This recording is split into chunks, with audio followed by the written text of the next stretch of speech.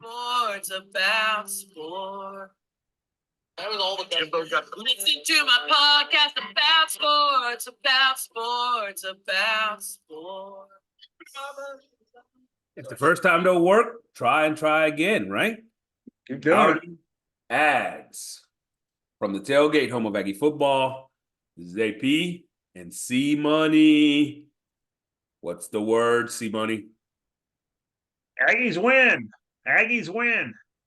Aggies win. There wasn't a lot of confidence in Aggie Nation going into Saturday's game, but hey, listen, man, the fans showed up, packed house at Reed. Act. Today's episode brought to you by Matthews Electric, full-service electrical contractor in the Brazos Valley. No job too big, no job too small. Call Blaine at 979-220-6403. Light up your home, light up your life.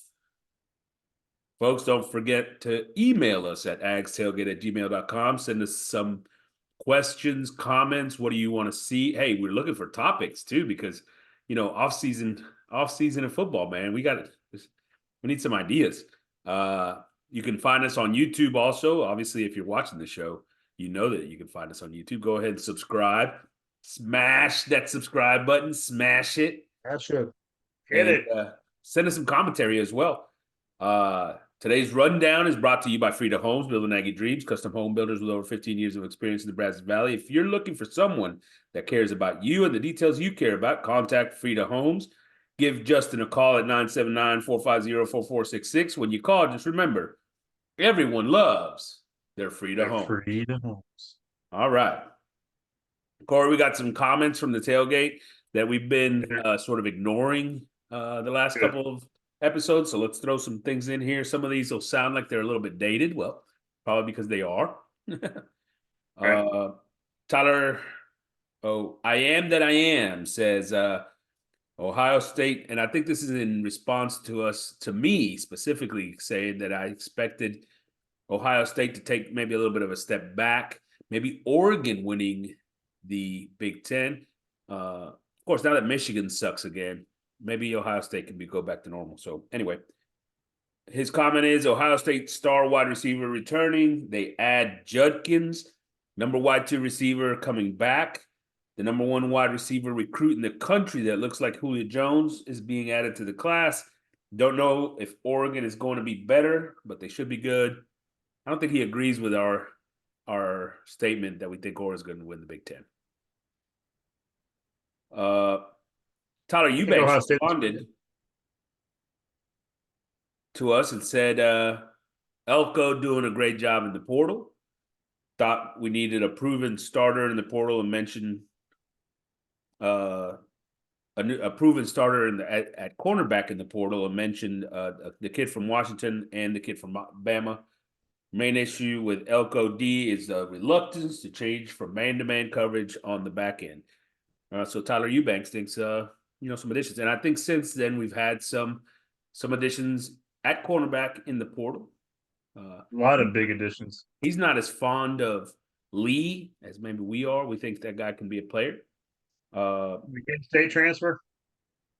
The Kansas State transfer, correct. And I guess by then, at the time he made this comment, we hadn't gotten Ricks yet, but obviously he's been added to the group. So there's another one. Ag Ben 35, Ben Dennison. He said, good job, boys, on the podcast. Gig 'em.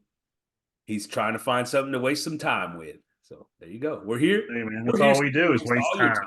All your time. Yeah. We're time-wasting fools. Yeah, man. Comment, send us some emails. I got plenty of ways you can waste time. I'll comment on all that stuff next episode. We'll make it a 2-hour show next time. That's right. The more stuff you give us, man, I could talk. All right. Yeah, that's a damn truth. Only he'd shut up every once in a while. Today's topic, man, 2024 storylines, Corey. But before we get there, let's talk a little Aggie basketball. 15-8 overall, 6-4 in a conference, tied for 5th in the SEC with Florida and Kentucky.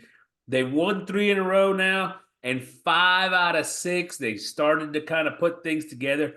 Obviously, this is a huge win, maybe their biggest win of the season over number 6 Tennessee. Because it wasn't even close, right? This was not even close. It was 85-69. It never was close, Corey. Big win. What do you think, man? I think that's what we thought the Aggies were going to be all season. But I mean, they shot the ball. They made shots. They looked good doing it. I mean, I'm not saying all the shots were open shots or good shots by any means, but they went down. Yeah. Defense looked strong. I mean, that's a very good Tennessee team.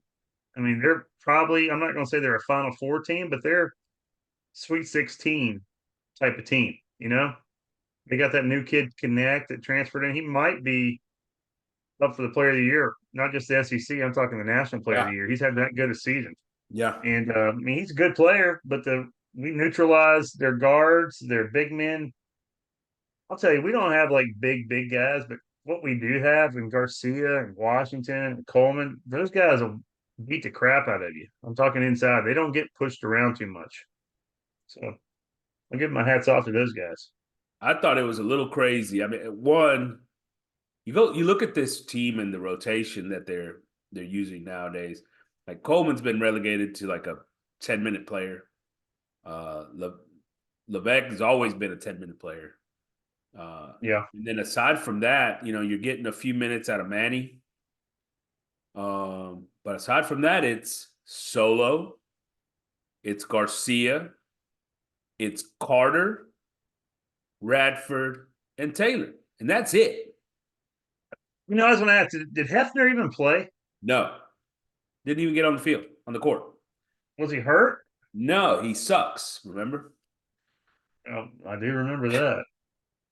Yeah, I remember that. The guy hasn't hit the side of the backboard even like lately, right? I mean, they've shortened that. Look, he is tight with that rotation at this point. And look, this is the meat of your schedule, man. You got to go into the tournament playing strong. You got to go into the SEC tournament playing strong. This ain't time for those guys that don't make a difference to get on the court. It's just not. And I appreciate what he did here with this rotation. And look, I thought they played maybe a little bit better and cleaner defensively. I'm always so impressed with Anderson Garcia. I just think the dude is an absolute beast and a championship type player. And on Saturday, the difference was that he got championship play from the two best players on this team in Radford and Taylor. Taylor, which has not been doing that all season, and Radford, who just started doing that here in the last couple of games, right? They made shots, period. Taylor made three-pointers. That dude was not shooting threes. Yeah, what did we say before the game? 30%, right? And I think if that. Yeah, and I think he went 5 of 11, right? 5 of 11. 5 of 11. This game was won probably in the first 10 minutes when he hit. I think it was 3 straight three-pointers. And one of them was, like you said, almost lost the ball coming off, and then picks it up and just chunks it and just the bottom of the net. Just chunked it. And that game, and that opened everything else up, right? It opened up the driving lanes. It allowed, Boots to come in, and he started going to the basket. He got to the line. He did those things that, Wade Taylor's been doing this year because he can't hit a three to save his life. And then you get the normal thing out of Solomon and the normal thing out of Garcia, who gives you 17 rebounds or something like that. I think 9 of them were offensive. 9 of them were offensive rebounds. I mean, it's just the guy's only 6'7". He plays like he's 7'2". I mean, his arms are long. He knows how to get position. He's wiry, he's strong, and he's very impressive what he's been doing. And like you said, Buzz, you know who he is. You know who he is. Without all the craziness, he's Dennis Rodman, man. I knew it. Everybody says that. He's Dennis Rodman. I can see it. I can see that. He had a couple of dive on the floor moments too. I mean, there's never a lack of effort. He plays hard defensively all the time. tries to take charges. I mean, just I love it. I love it. But you're right. Buzz has really trimmed the fat on the team. I mean, you look at he had 5 players get 30 minutes or more. Coleman had 17, Levesque had 6, and Basecki had 8. That's it. And That's that's in good. a game that they won. That's in a game that they won by 16. I know. I mean, he could have put people in the last couple minutes, but he didn't. He didn't. He didn't. And I think that's sending a message. You know what I mean? I'll tell you Yeah. this. I think Obaseki has a path to some more playing time. Um, but the problem with him is every once in a while, especially sometimes the longer he's in there, he gets a little loose with the ball, doesn't he? It's out of control. Yeah, Very out of control. yeah.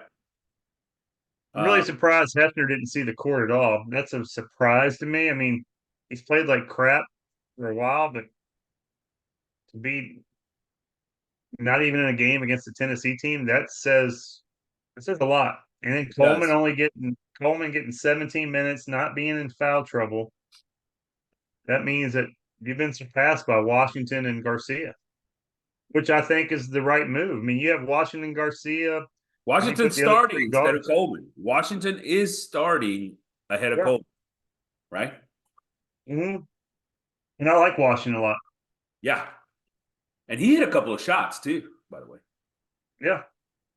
That's the Uh, thing. Solo and Garcia, I mean, they're only 6'7" each, and they play a lot bigger than 6'7". he just like Garcia has a pretty good instinct too. Like he finds little creases to get in there for those rebounds, you know? Yeah, they do. Impressive. Uh Very. the other impressive part of that game was that dunk by Carter, man. That dude's got some ups. He's got a lot of Dexter Dennis in him. He's got a good looking shot when he shoots from 3-point range. It's just not falling. It hadn't been going down, You but you're watch right. him. It is a good looking shot. Like he's got good form. Yeah. So, I mean, he's going to be a difference maker here in the next, I don't know how many games we have left, 7, 8 plus the Eight tournament. games left. So let's look at that, right? 8 games left, including 5 that I think are very, very winnable. Georgia, Mississippi State, Vandy, Ole Miss, and Arkansas are all teams that I think they can win against. They should. Let me rephrase it. They should win against. And then they've got the 3 best teams in the SEC: Alabama, South Carolina, and Tennessee. Right. Right. So the 8 games left. ESPN currently has them basically as a 9 seed kind of situation. What do they need to do? All right, just to sew up a spot in the tournament. How many games they need to win? I'd say if they go 500, they should be in. I That's mean, probably right, right? Like 4 wins, they get in, right? yeah, 4 more they should be in because that'll put them at what in the conference? That'll put at 10 wins in the conference. Yeah, that gets you to 10-8. Yeah, 10-8. I think they feel pretty safe. That they're saying that 8 teams out of the SEC, and I think they're one of the top 8 teams. And some of those teams are going to play. I mean, don't look past Georgia I mean, they've already looked past Arkansas and got beat by them once. Yeah, They yeah, look yeah. past No, Ole Miss. when I say they They got should beat by beat them, doesn't mean they can't yeah. lose to them, right? Mhm. They have I mean, already honestly, lost I to think the Arkansas Aggies. once. If the Aggies play like they did against Tennessee, they can win every game, every one. But I I don't think, see them playing like that. I yeah, don't see them playing like that. But if they play close to that, 6-2. You know what I'm saying? Because I mean, yeah, they should. I watch South Carolina. South Carolina's a good team. They're playing good team basketball. It's a lot like the Aggies. We don't have that standout player like the Aggies do. yes. Hey, look, South Carolina's playing excellent, excellent basketball right now. That is Yeah, that might be the toughest game they have left, to be honest with you.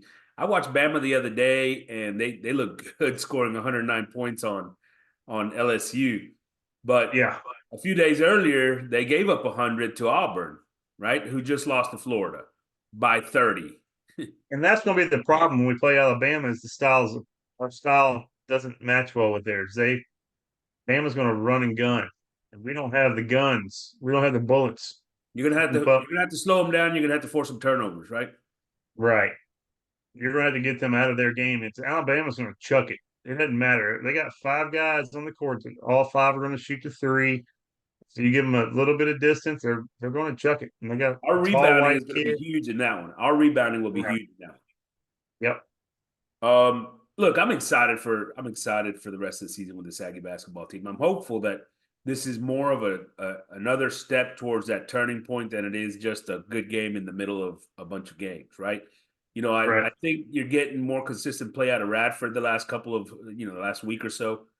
And, I expect that to continue. He's clearly the sort of the leader on this team, right? Even though Wade Taylor is the point guard and the guy that everybody claims is the all SEC guy. By the way, I think he won like Naismith Player of the Week this week when he wasn't even the best player on his own team.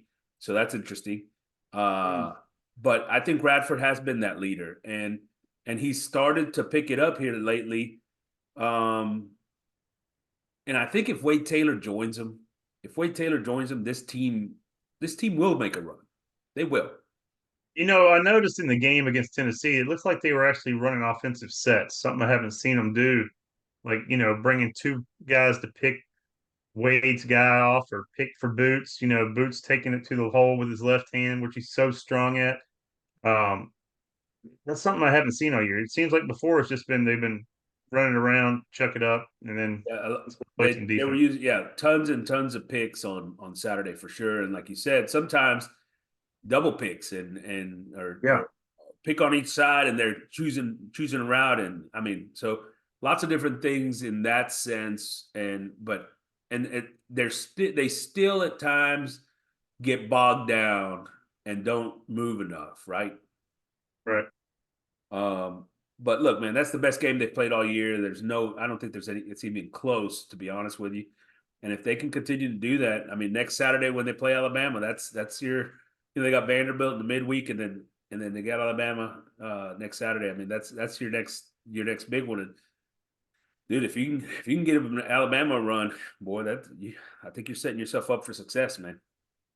Don't look past Vandy. I know. I mean, Vandy hasn't done much, but you can't lose those kind of games.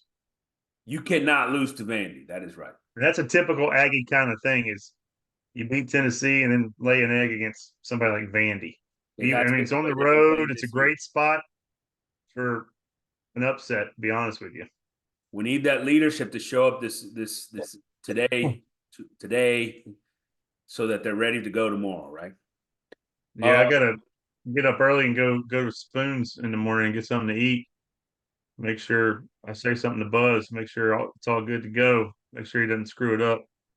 yeah, you gotta go catch Buzz in the morning during breakfast, He and loves it. make sure that you let him know how much we appreciate the Aggie Exactly. Say, baseball hey team. man, good job, Buzz. Don't Snooze, screw it up. he will be at Snooze. He will be. That's Uh, right. Aggie baseball opens the season on Friday, man. Friday at Olson Field, McNeese State. McNeese. McNeese. I'm Uh, excited.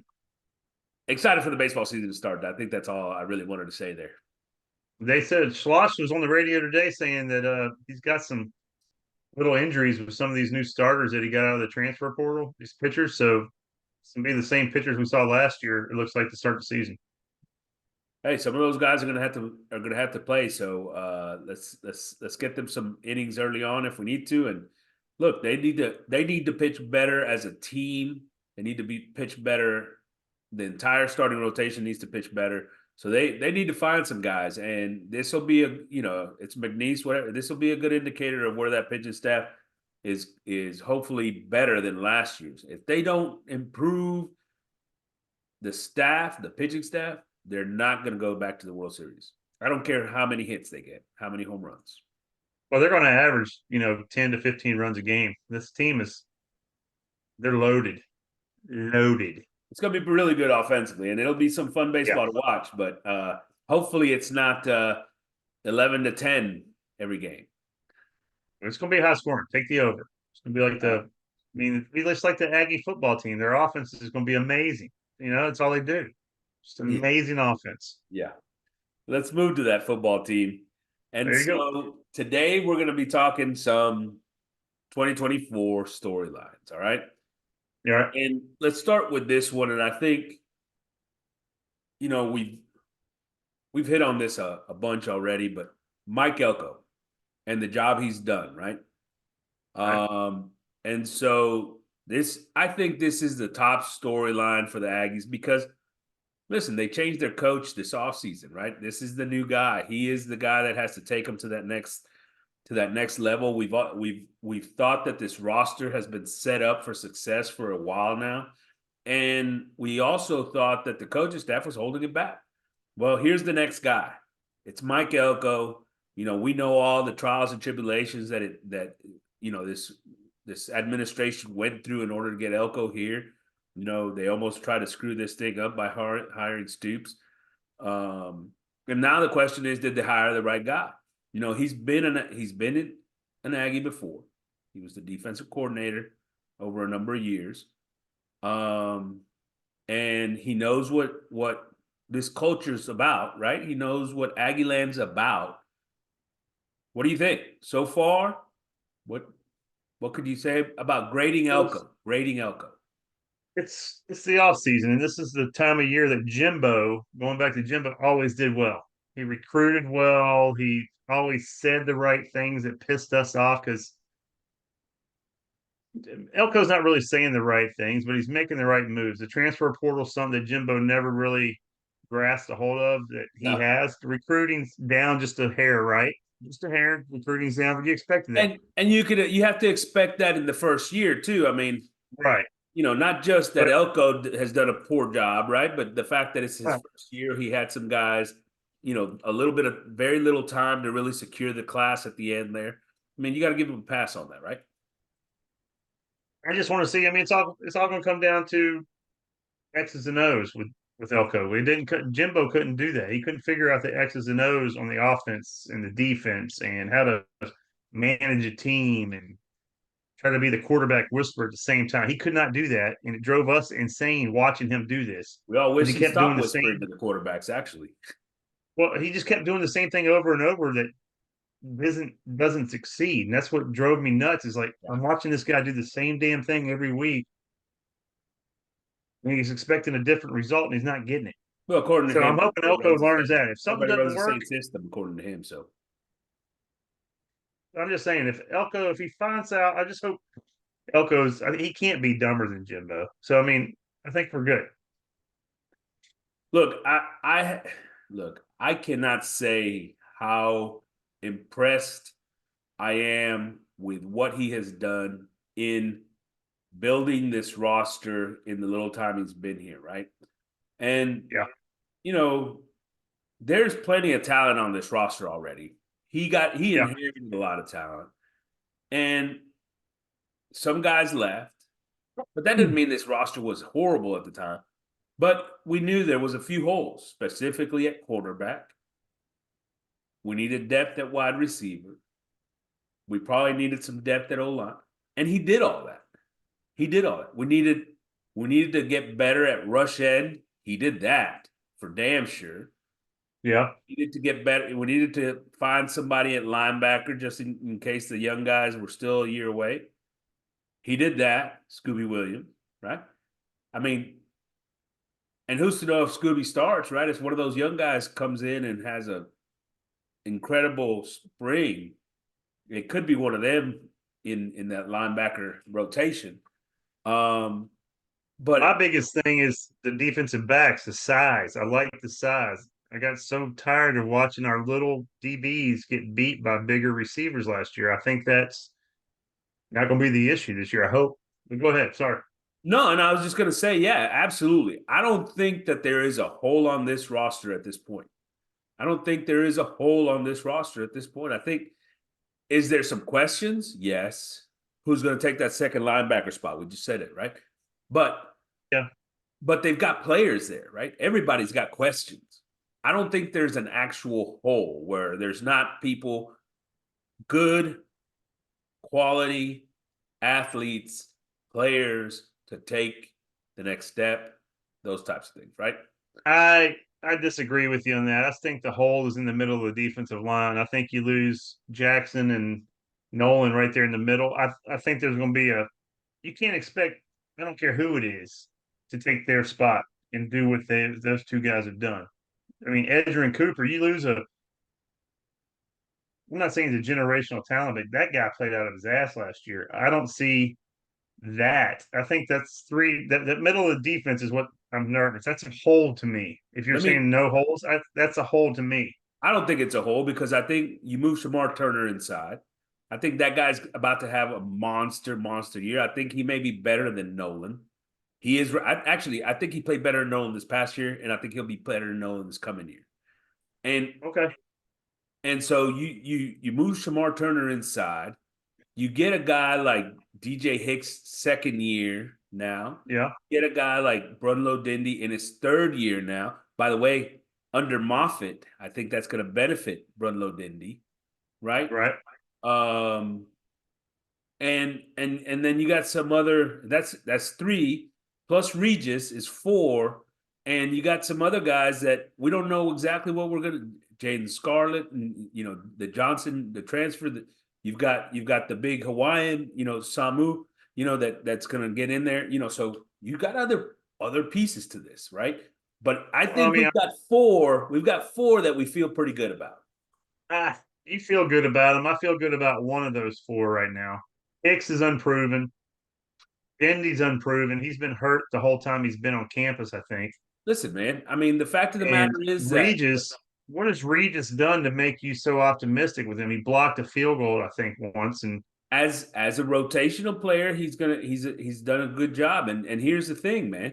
I'm And not trying to rain on your parade. every I'm just speaking what I every see. program, you're right. You're right. Is it proven? No, it's not proven. But every Well, program Jackson and Nolan were players proven. every year, and you've got to be ready to replace them. And these are the guys. We're not talking about a bunch of 3-star guys that we're trying to replace them with. I mean, Shamar and Hicks and Brunlow Dindy were all 5-star guys. 5-star, No, I agree. huh? I agree with you, but they're not proven. Besides Shamar's Turner proven, and by Shamar is proven. yeah, he's the only one of the bunch. Right. I agree with that. Who's going to take on who is the other offense going to go? We need to double this guy.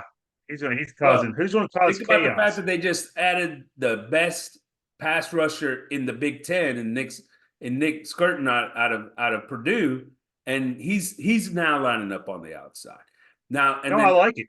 and then add Stewart, Shamar Stewart, who started to come on some last year towards the end of the year. Add add Malik Silla to that conversation, and because remember, those outside guys can help take some of the pressure off those inside guys as well, right? No, So I agree.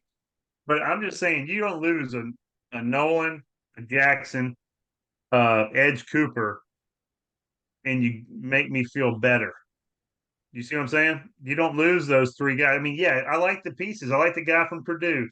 I like the interior D line, but I don't think it's going to be as strong as it was last year.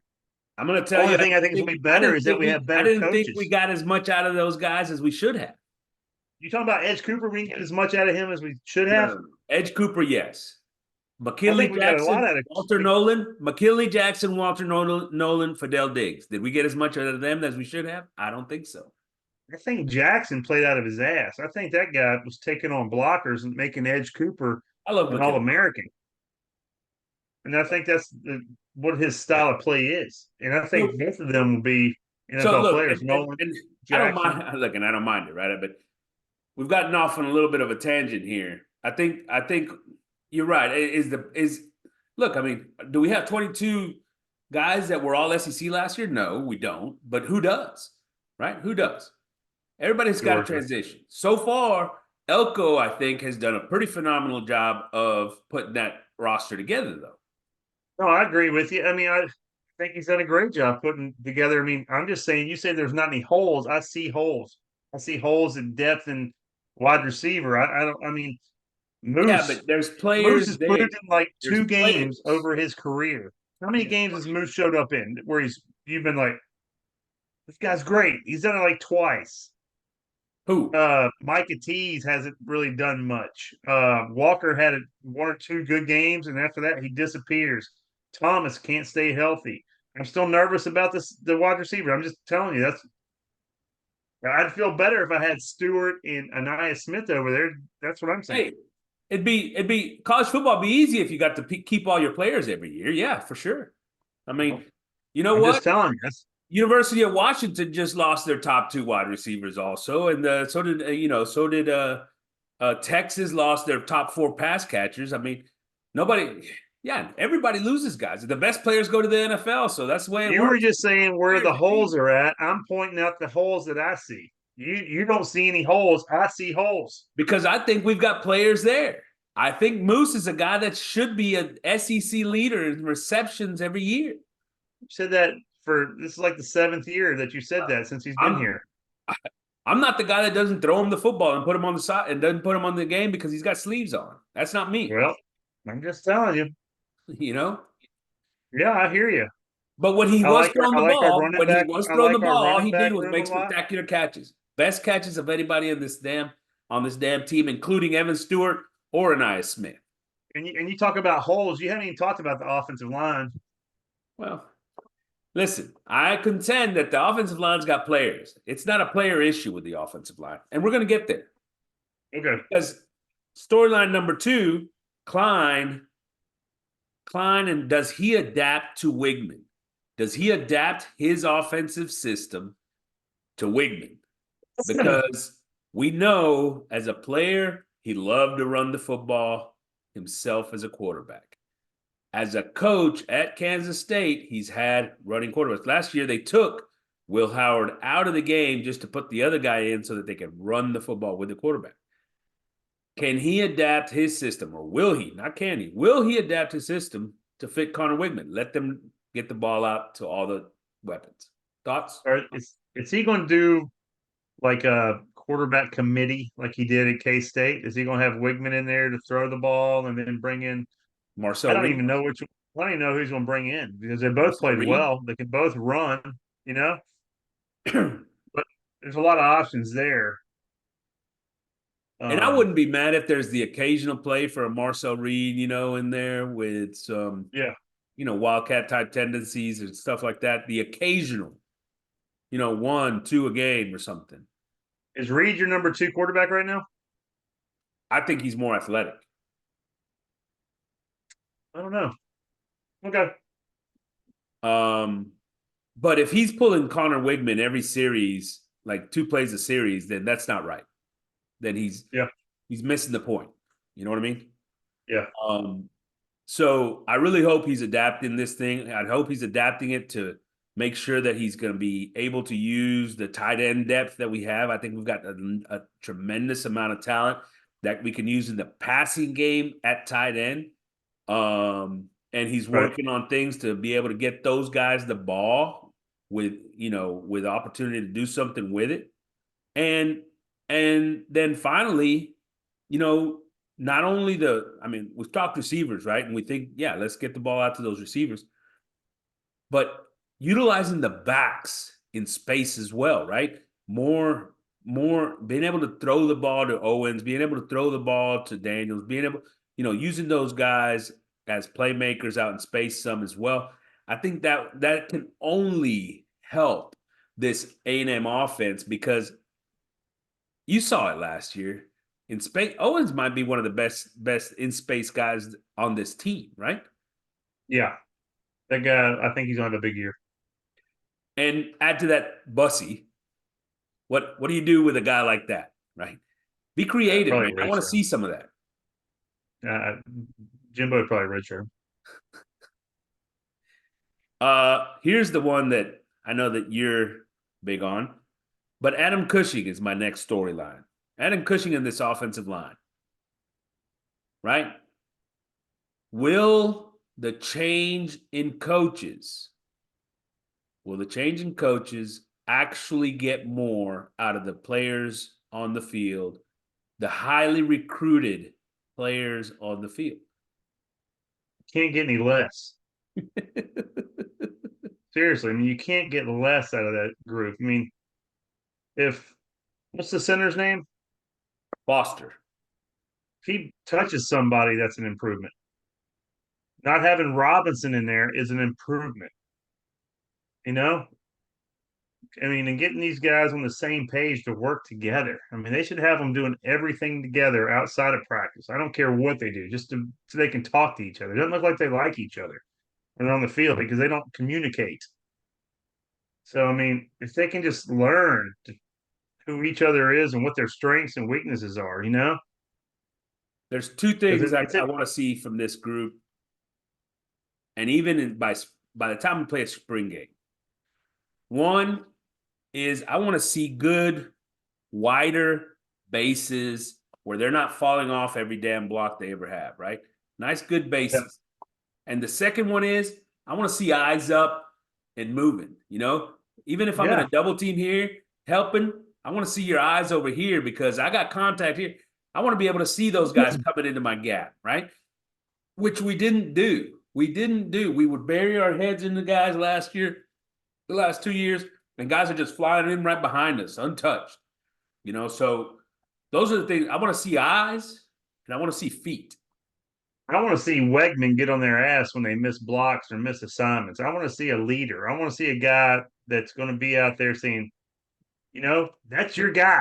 Or calling out the stunts whenever he's right there. I want him to communicate. Communication is such a big deal with this sport. And if they're not doing it, they're just depending on the coaching staff to call the right play. That it's going to be Yeah. like it was last year and the year before that.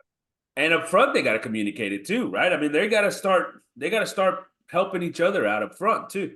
And Yeah. to that end, here's my storyline for that offensive line. On top of that, my sort of more important storyline here is Foster. And you mentioned him. My question and my storyline is: okay, he's going to go run track again.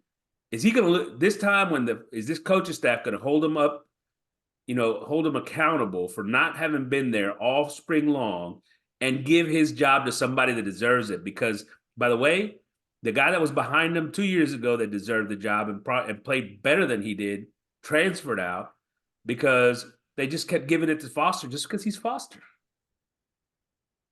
I don't think that'll be the case anymore. I look, I love the fact that he's a track guy. Don't get me wrong. It's great.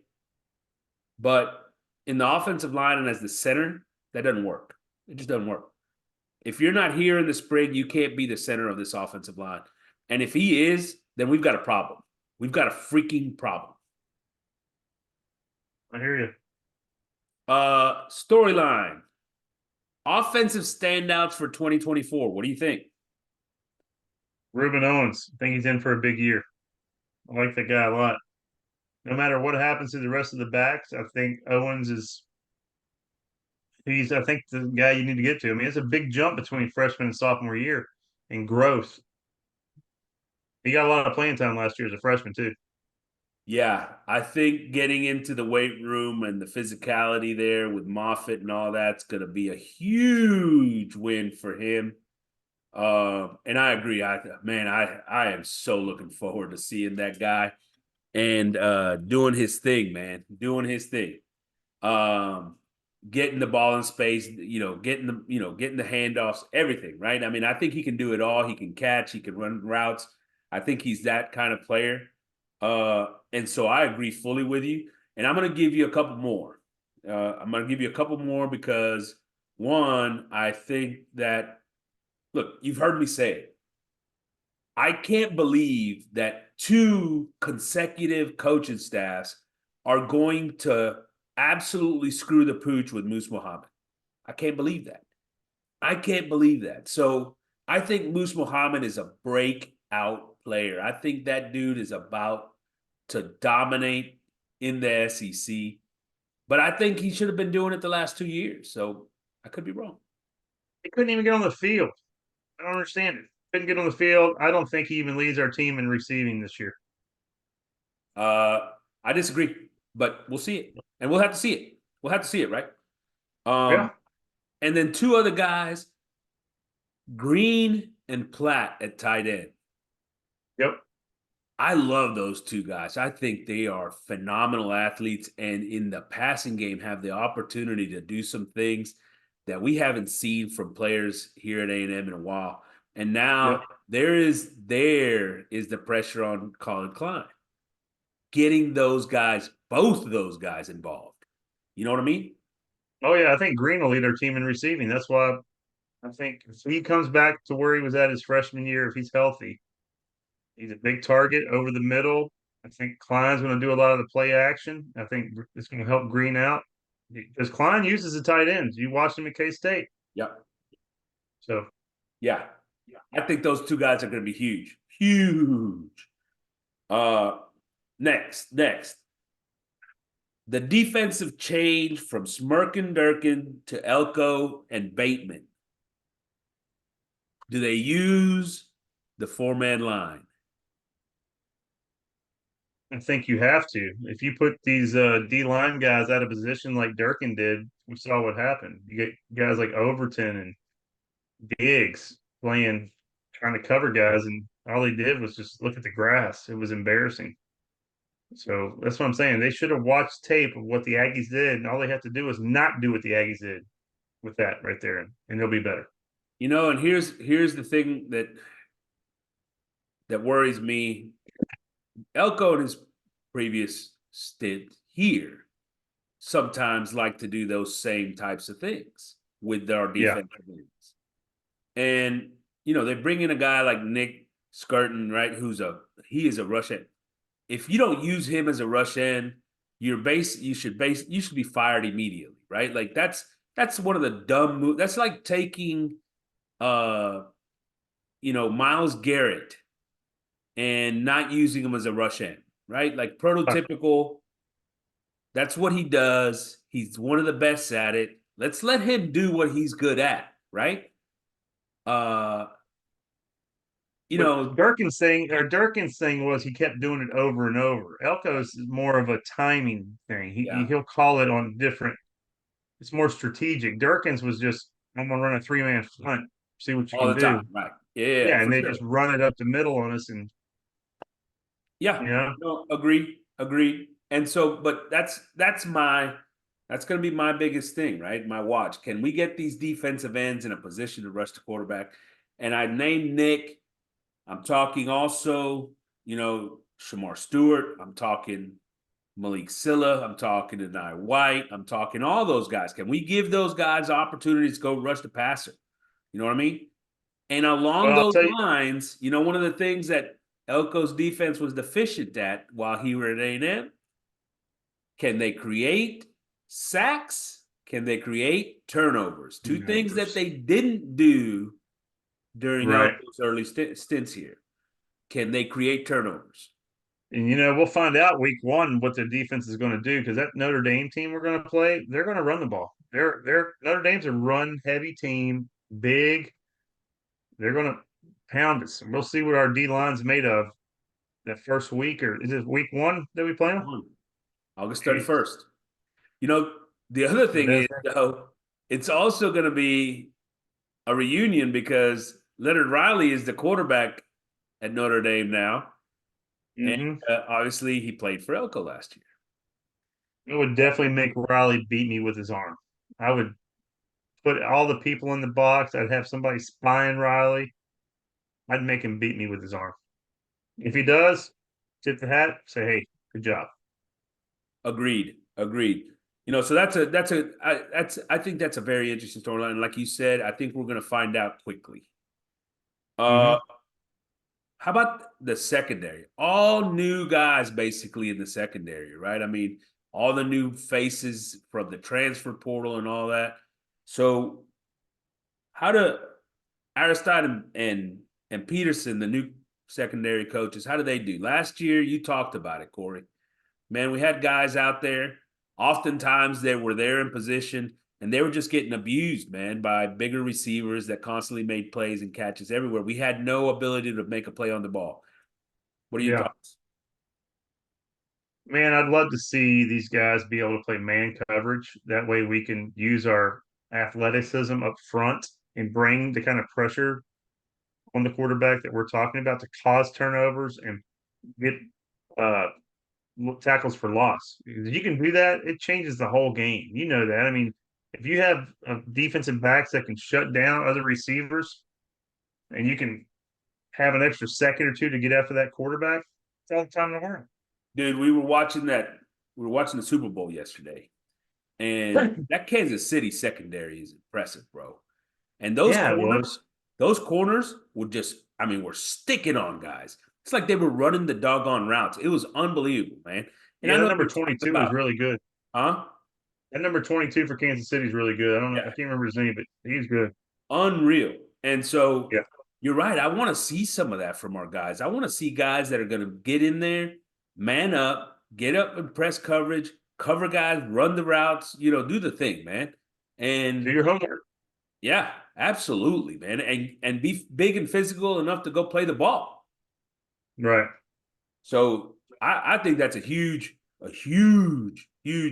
storyline for us, especially because we got a bunch of guys that hadn't been here, right? Rick's Right. out from Alabama didn't play that much at Alabama either, anyway. So what's that 5-star kid gonna do? Uh, how's Lee gonna adapt to the new system coming over from Kansas State? Is Chappelle back? I don't know. So we'll see what happens with those guys. I am anxious. I'm excited to see the play of those DBs. Along those lines, we talked offensive standouts for 24. How about some defensive standouts? Who do you expect to ball out on this defense, Cooper style, in 2024? Anderson. Hands down, Anderson. I expect him to be. If they play him right, it depends on how they play him. If they play him back, he won't be as effective. They play him more up to the line. The guy's physical enough, athletic enough. He can cause.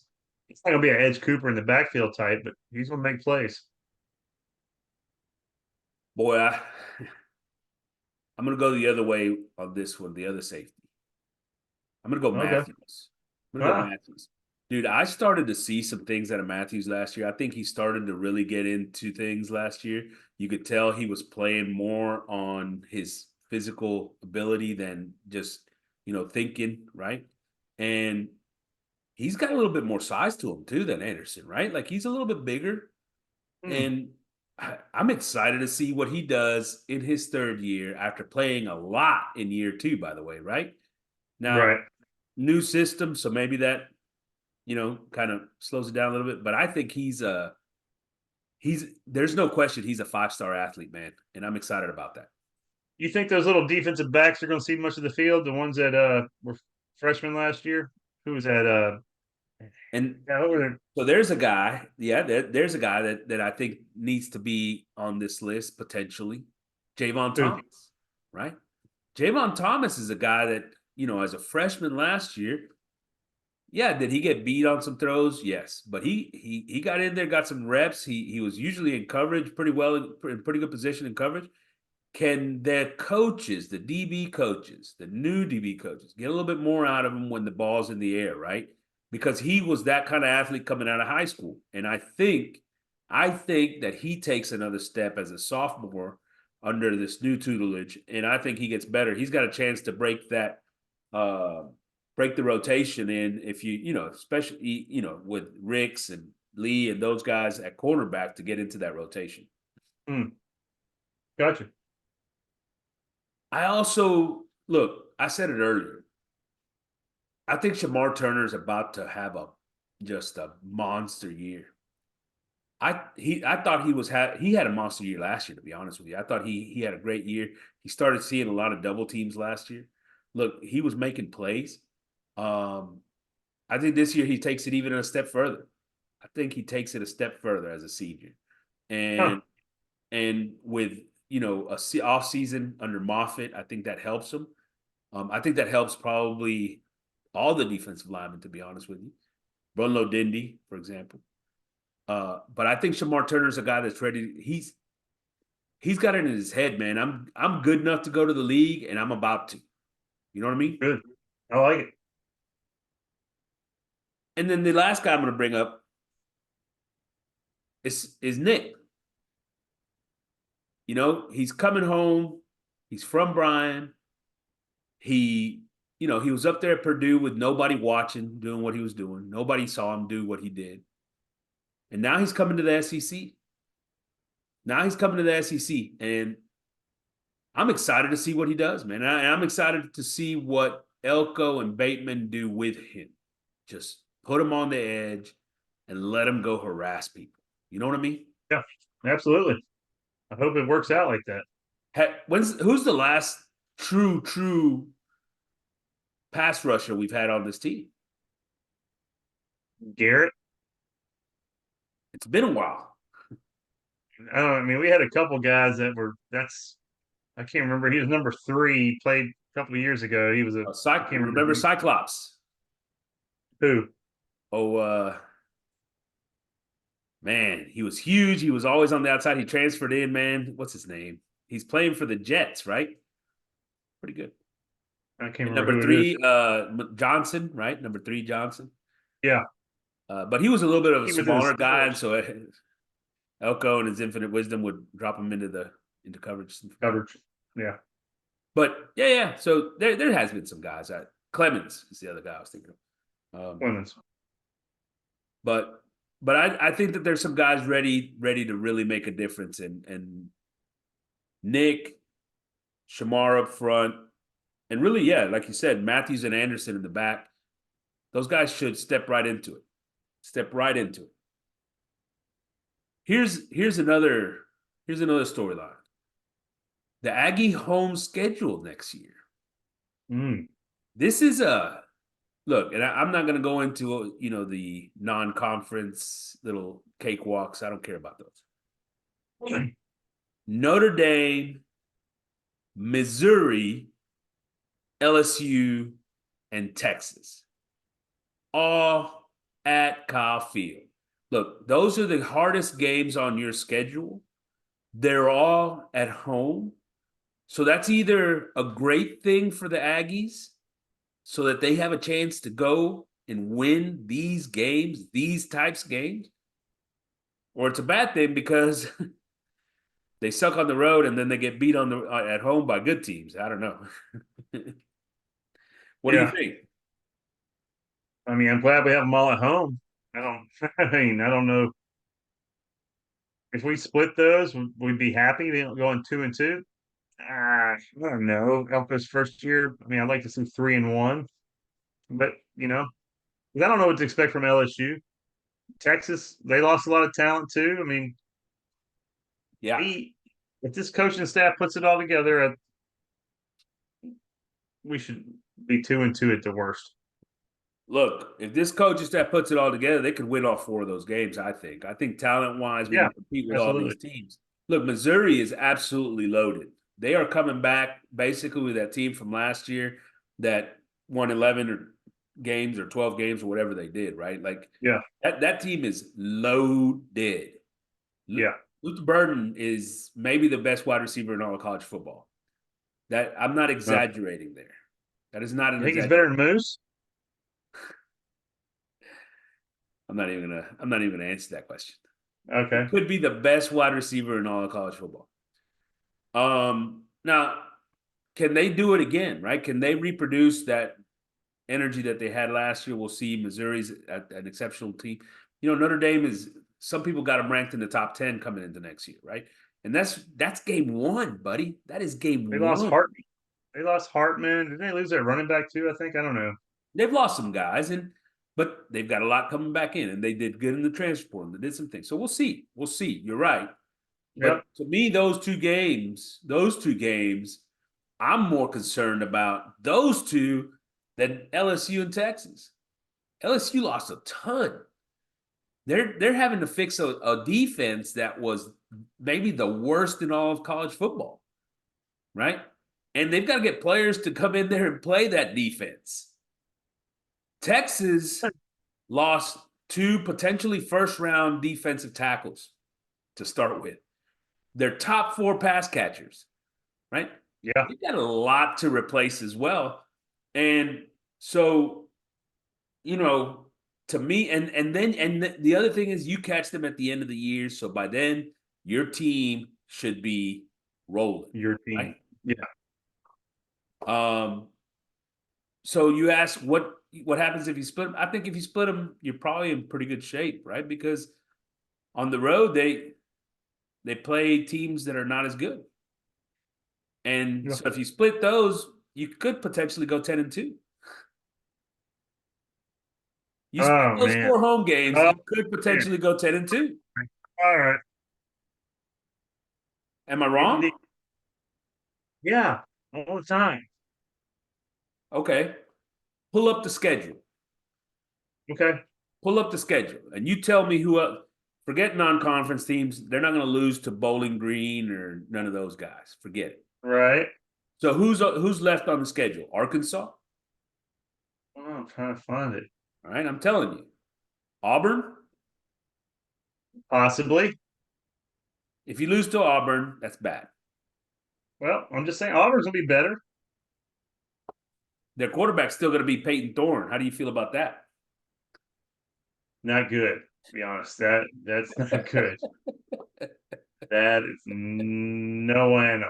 Mississippi State. You scared of them? Who's their quarterback? It's a good question, isn't it? That's a good question. How about Trying to find- Florida? Is that the team you're scared of?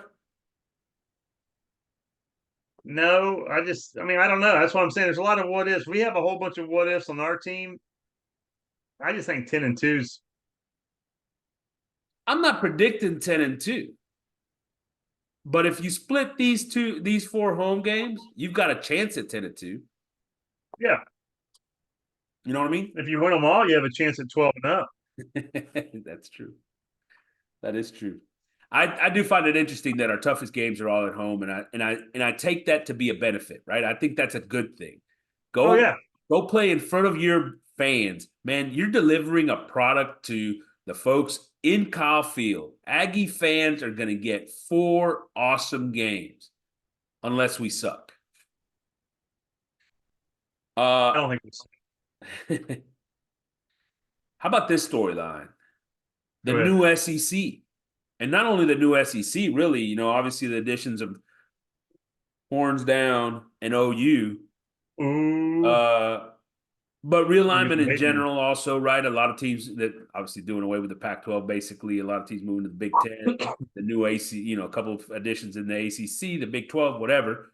But the Big Ten and the SEC are the 2 big conferences now. It's clear as day that those are the 2, right? There is no, how about this? No, there's 2 conferences that are real, and everybody else is an also ran. So realignment, the SEC realignment specifically, and the effect on A&M to add Texas and Oklahoma to this league. What do you think, Corey? Oh, I love it. I love having Oklahoma and Texas in the league. I just wish that the conferences would figure this out and just have 2 conferences. That's it. Put all the teams in 2 conferences and have the group of whatever you want to call it, the teams that aren't quite as big, and give them 1 or 2 spots in the playoffs and have 10, 16 teams. I love a 16-team playoff, but 12 is I'm happy with it. And I think conference realignment is the way to go right now. I mean, ACC is going to, they're not going to be any more pretty soon. They'll be like the Pac-12 before you know it. Yeah, yeah. The Big 12 is what, a big bunch of group of 5 schools now, I basically. hate. Look, I hate realignment. To be honest with you, I hate what they've Oh, done. I'm glad. I Just hate get it what over they've with. done to kill the competition between conferences. I hate it. I But mean, look at having Notre said Dame. that, Notre having Dame's not said in that, a conference. having said that, I love having the University of Texas and Yeah, Oklahoma in our conference. I love that. absolutely. I'm excited about the rivalry coming back, right? I'm excited that we're going to Mhm. play that game Thanksgiving week. I feel. Love it. That's a look. That's how it was when I was going to A&M, and I love that. There's no I'll tell bigger you what I rivalry. Hell, don't like. we haven't even played them since, and the only people we talk shit about is the University of Texas Longhorn. You know what I mean? I'll tell you what I don't like. I don't like the neutral site games. I like games either give me home and away games. Don't give me Yeah, this games in Arlington to help recruiting or whatever. Give me agreed. Kyle Field because that ruined one of our home games every year. So here's the one thing that worries me about this realignment, and this is I'm being I'm being quite honest as an Aggie fan, and that is if Texas comes in and continues the track that they've been on over the last year, right, with a team that is competing, I'm not saying that they're winning, competing for a national championship, versus, and then the Aggies go and take a step back or stay in neutral for that matter from last year and go, 6-6, 7-5. And that worries me because I think if those two things happen, it might get to a point where Elko will never make it up. Because it's going to affect Man, it's going to if affect that's what I'm not worried about that at all. I love the competition. I want to play the best. That'll see where you're at. I, and I invite that. I want that. That's what I live for that. I want to play the best. I don't care what I'm sure, at. I want to play the sure. best and see where I'm at. And if they're beating me, hey, we got to figure it out. And if Elko's not the man, if he can't beat these guys, next man up. Because it's definitely not a situation of facilities, But money, but my point is talent. that he is getting there is no year of build, right? He's not No, getting any space here. He's got to go and produce off the bat. Hey, it's only year one. Don't care, right? yeah. I mean, he'll probably if he goes 5-7 this year, I think it might be a short leash for him. 5-7, 4-8, he might be. No, I I think can't if he see goes us five and doing five seven, and he's gonna seven. get fired after year one. That's what I'm saying. It could be really short, but 6-6 and on that, I think he'll be all right. As long as we show improvements in different areas, like offensive line, we show improvements. But if you show improvements, there's no way you should go 6-6 or 5-7. There's my point. There's my point. The other storyline you mentioned a minute ago, beginning of the 12-team playoff. Look, you say you want 16. I love 12. I actually prefer 8.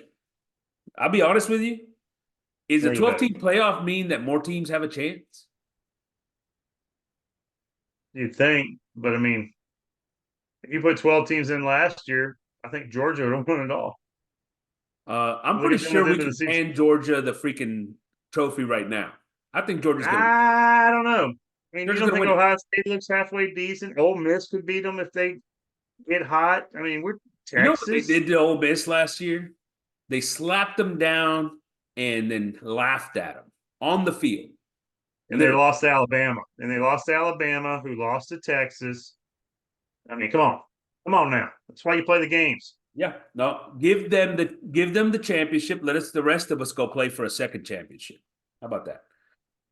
Because Jesus. Georgia is loaded.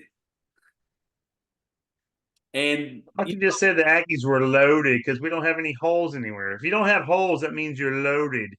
well, you know what? Georgia's loaded.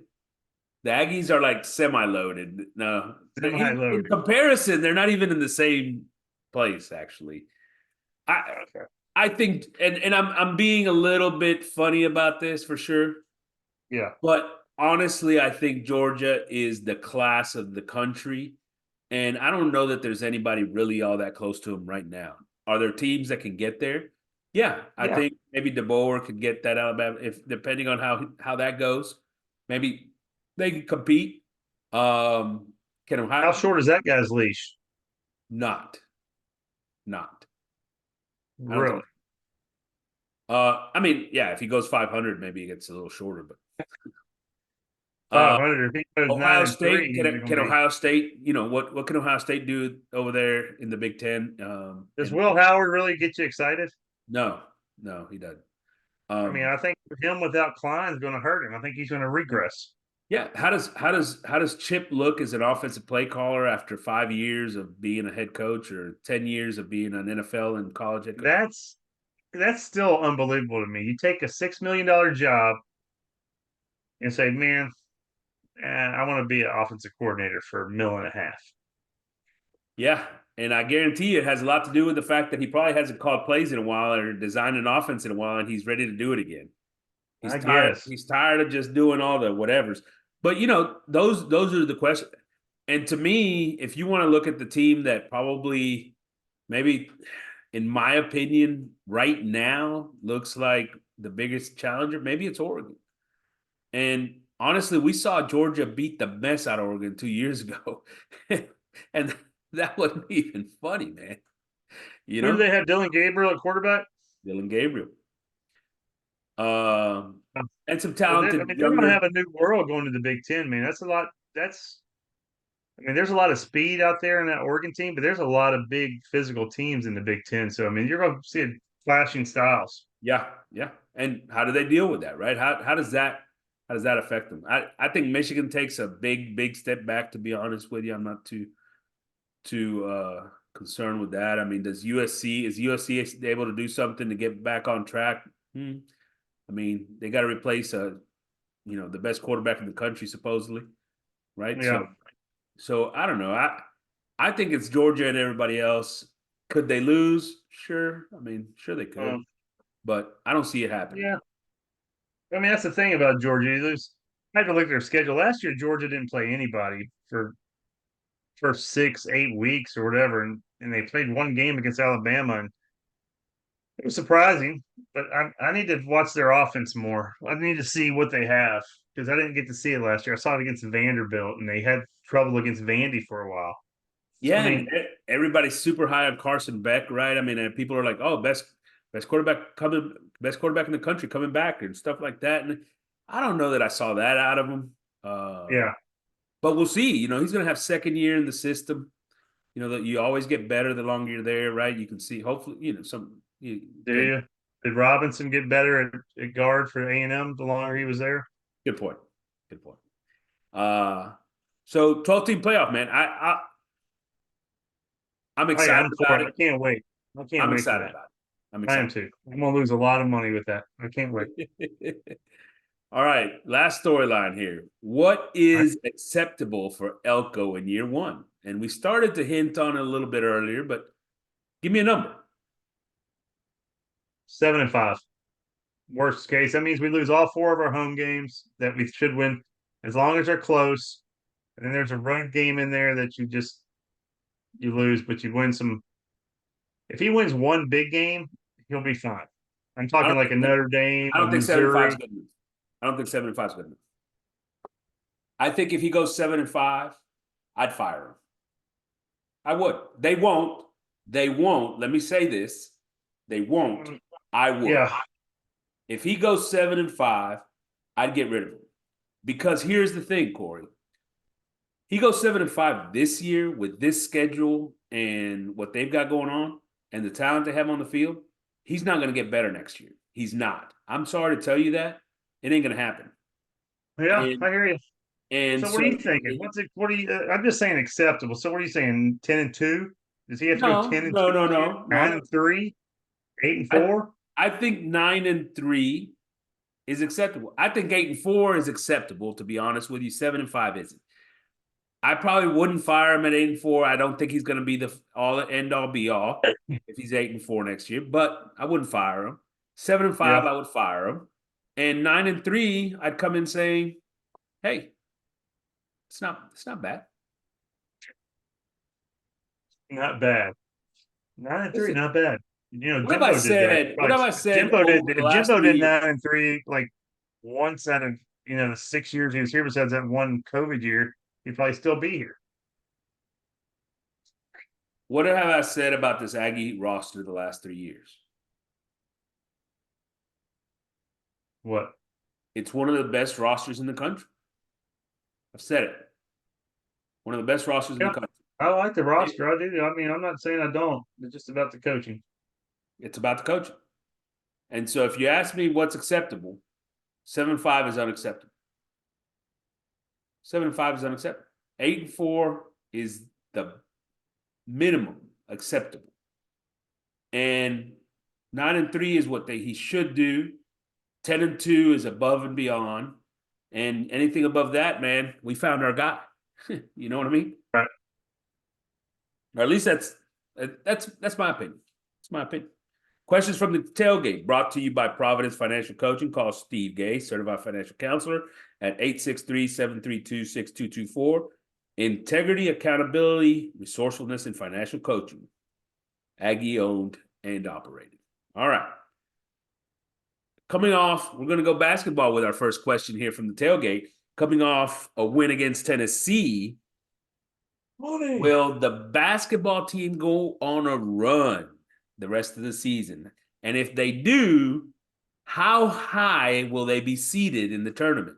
And by a run, I think they mean win 7 out of the last 8 at least.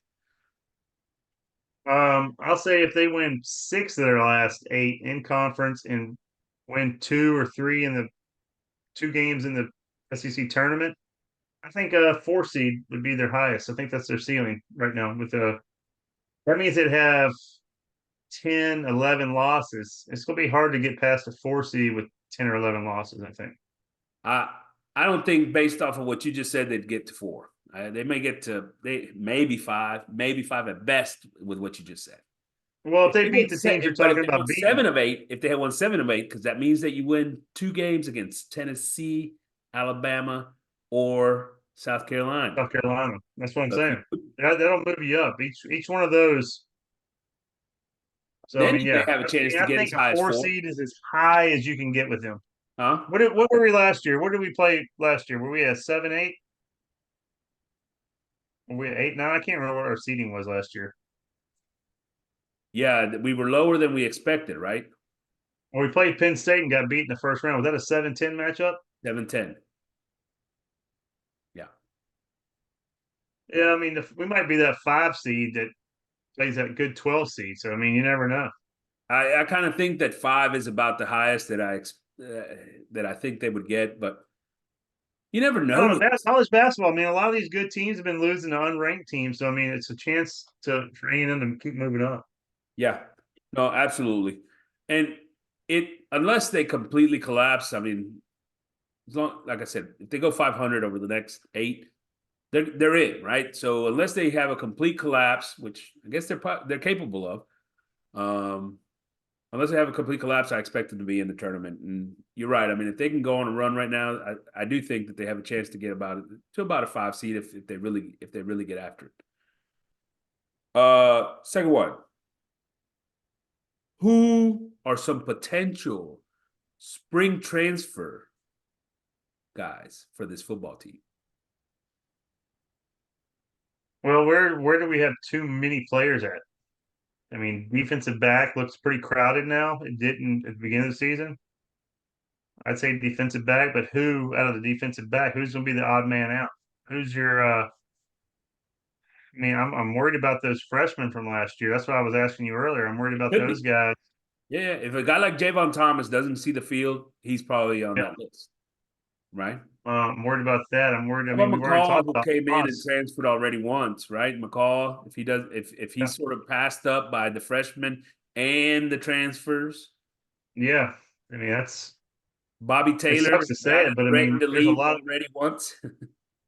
Yeah, I mean, there's so much talent and depth there now that it's not going to kill you. Now, if you lose somebody off that D line, that could hurt. For some reason, I don't know why we would. Offensive line, I can give you one name. I can give you Moss is the name that's I think is one name. What on the defensive line? One name that I think potentially could happen. Maybe an Eye White. Uh, maybe a Malik Silla if he's not getting the reps, right? Third well, year. you got the kid from Purdue coming in that's going to take somebody's time, and that's got to be kind of hurtful for a White or a Silla. Right. But that's what I say about competition. That's when you should be like, hey man, this guy's good. I need to play better. And if you transfer, I think there's an opening at Purdue. They're probably looking for a defensive end. Yeah, and both of those guys are going into the third year, so they've got expectations to get on the field, right? And if they're not, well, And what about? I'll tell you another position. You've talked about it. We've added a little bit, not depth at wide receiver. Depends on what they do with Bussy, but what's Micah T's thinking? I think I mean, he Micah might. Tease is the big one there. Yeah. You know, I don't think Walker's going to go anywhere. I don't think Thomas is going anywhere. Moose, if he would have gone somewhere, it'd been a couple of years ago. Um, but yeah, that's Micah T's just a name that just kind of pops in my head with all the freshmen that you have and another couple transfers. One of And the then you running have the backs. Moss. Moss is the one that because we've heard rumors about it already. Right. But then I look at the tight end. The tight end room is really good. I mean, it's been good for years though. One or two of those tight ends is going to transfer out after the spring. I don't know You who think it one of the guys is. that already transferred in will transfer back out? The kid from Purdue. Yeah, he ain't getting any reps. What about O line? You see anybody there leaving? It wouldn't I could, bother me if Aki left. I could see Aki leaving. The one that I'm more worried about is Fathery.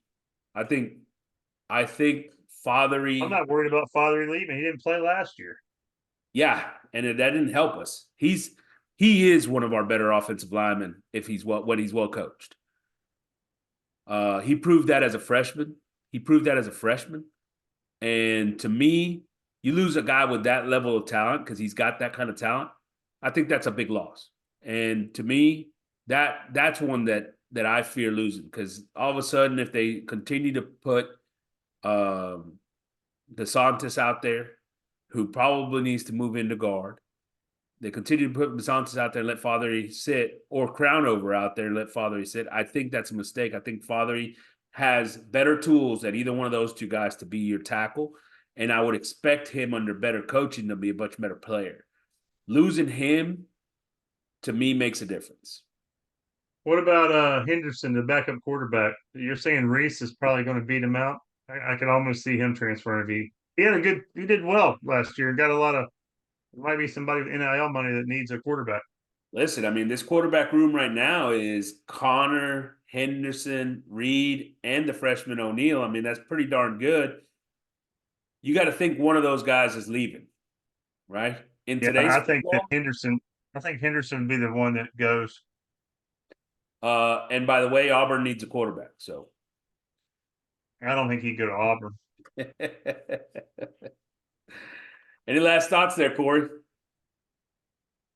No, I'm excited, man. I'm excited about Aggie football. Again, I mean, I gotta say this is the most optimistic I've been about the football team since probably year one or two of Jimbo, I guess. I don't know. Yeah. I feel good about it. I like the direction we're going. I like the players. It seems like we have players that kind of want to be here. They don't seem like prima donnas right now. You know, that's also that's a great point, man. That is an absolutely great point. I love that you just said that. It does, and that's sort of part of what I meant about what Elko has done so far with this roster and the way he's built it. Because yeah, you're right. There is we did lose some high end talent in the last couple of months for sure. There's no question Yeah, about it.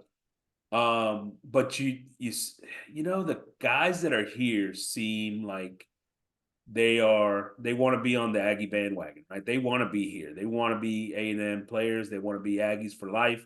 They want to be Aggie graduates. They want to get the ring, the whole shebang. And they're buying into the system. And so I think that's a big thing. I'll tell you, I don't want to see. I want to see a coach with a backbone. If those guys aren't doing what they're not supposed to be doing, like smoking weed in the locker room or going somewhere out of town when they're not supposed to, hold them accountable. Get them out of here. Just don't get that kind of drama. Get the right players, the right fit, because that right there can kill a program and kill a lot of stuff. I mean, I don't even know how many of those players are left from that class, but it's not as many as you'd think. I agree with that. I fully agree with that. And you know, you go look at last year and the programs that were in the Final Four, and none of them had any issues, right? Right. And that, you know, none of the drama, none of that stuff. So pretty big deal. Uh, Giga Maggies, AP, C Money from the tailgate. Peace.